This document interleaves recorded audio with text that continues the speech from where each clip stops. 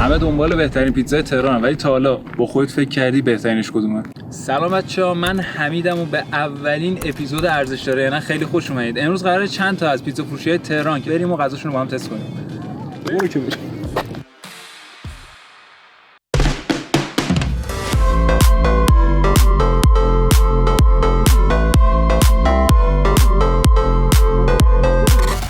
اومدیم اولین لوکیشن ویلبرگر که این بغل میتونید ویدیوشو ببینید. رسیدیم. پیتزا چی بود اسمش؟ ویلبرگر. بچه ما پیتزای چیلی اسپایسیشون رو گرفتیم. حالا بریم که با هم یه تست کنیم ببینیم چه مزه‌ای خوبه یا نه. قیمتش حدوداً 390 تومن شده. 359.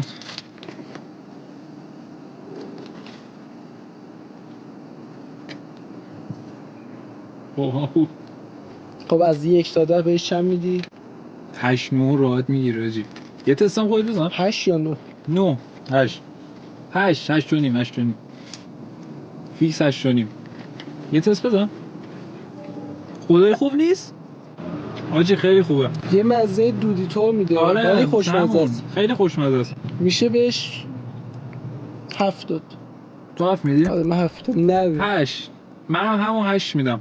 میگم واقعا خیلی خوشمزه است. خوبه. 20 دقیقه هم طول کشید تا آماده شه. آقا اومدیم لوکیشن دوم پیتزا زینوزی، رستوران زینوزی. امیدوارم که خوب باشه. بریم ببینیم. ما لوکیشن دوم رفتیم آقا، پیتزا رو سفارش دادیم، یه پیتزا پپرونی گرفتیم. حالا کل ویدیو قراره پیتزا پپرونی بگیریم که بشه همه رو با هم مقایسه کنیم. حالا بسته‌بندیش که مشاهده حضورتون هست، خدایگی بسته‌بندیش خوب بود، فضاش هم نسبت به جای قبلی خیلی بهتر بود، مناسب خانوادگی برید و دیت 2 نفره و اینا خیلی خوب بود. خدای فضاش خوب بود.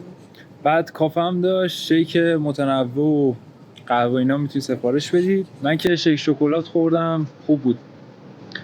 الان میریم سمت ماشین که تست رخ کارو بگیم.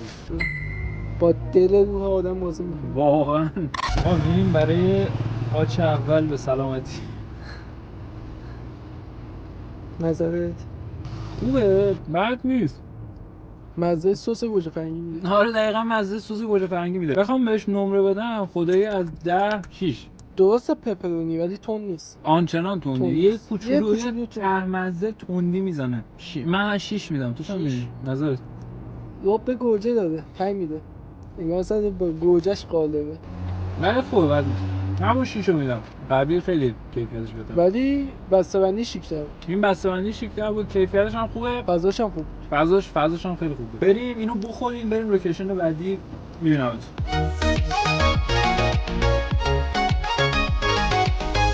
آقا ما رفتیم لوکیشن سوم، حالا نشد ویدیو بگیریم، سفارش دادیم. یکم دور و برم شلوغ. پیتزا 360 رفتیم.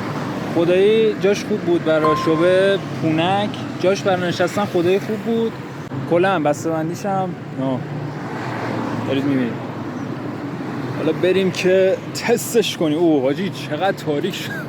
نه بسته‌بندیش.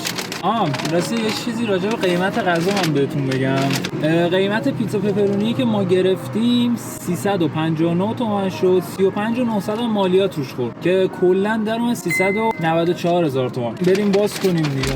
جاش هم خیلی خوب بود. فضای مناسب، فضای خانواده. اینم ظاهرش خوشگله. خدای خوشگله. ظاهرش اینم خوشگله. من ببینم سس چیه گذاشت. ترجیحاً سس سفید. واقعا ترجیحاً سس سفید. هیچی مایونز نمیشه. خب بچه‌ها سس سفید نداشت. من ایراد میگیرم آجی، نمره کم میکنم. حمید قلبش شکست. یه دونه برده من بذارم اینجا.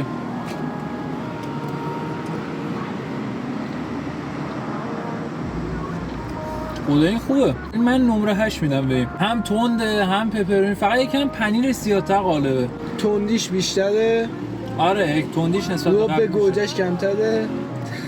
آره قبلی زیاد مزه رب گوجه میداد. من به این 8 از اولی بهتر نیست. از دومی بهتره. بهش 8 میدم من. آره همون 8. خدایی 8.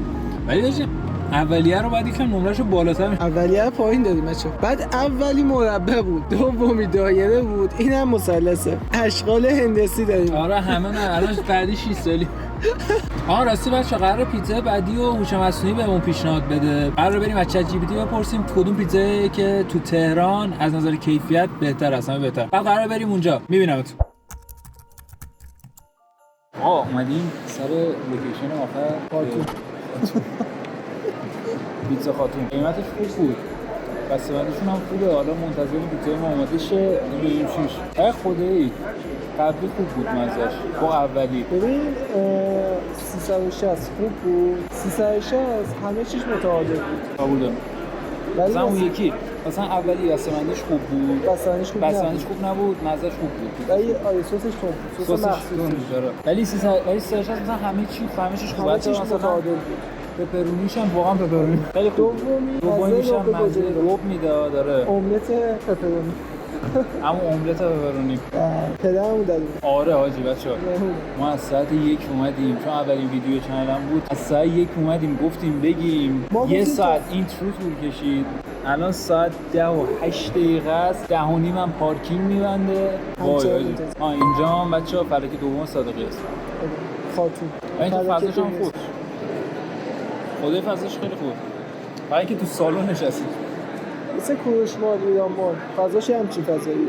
فود کورت اونجوریه. دقیقاً اونجوریه. ما بریم که غذا اوماده شه میگیرم. خستگی از چشامون داره میباره. آره بالودگی. آقا پیتزا خاتون گرونتر از همه جا. این بسته‌بندیشه. رسما این 6 سالی باشه. آره واقعا از همه نوع اشکالی ما دیدیم. چیزی تو پاکتش نیست. 2 تا سس. ببین واقعا اینه که پولو میدی چوسی میگی. نصف روش کنده شد. آقا این چه کیفیت پیتزای ناموسم. من اینجوری اینو بردارم باش کنده میشه. نگاه کن. بیس رو میدم شماره 1 اسمشو یادم نمیاد. این پیتزا مزه سسش زیاد قالبه مثل همون چیز است ولی اون یکی ربش قالب بود. این همه‌شون کمتر میگیره نوره. اصلا خفن نیست.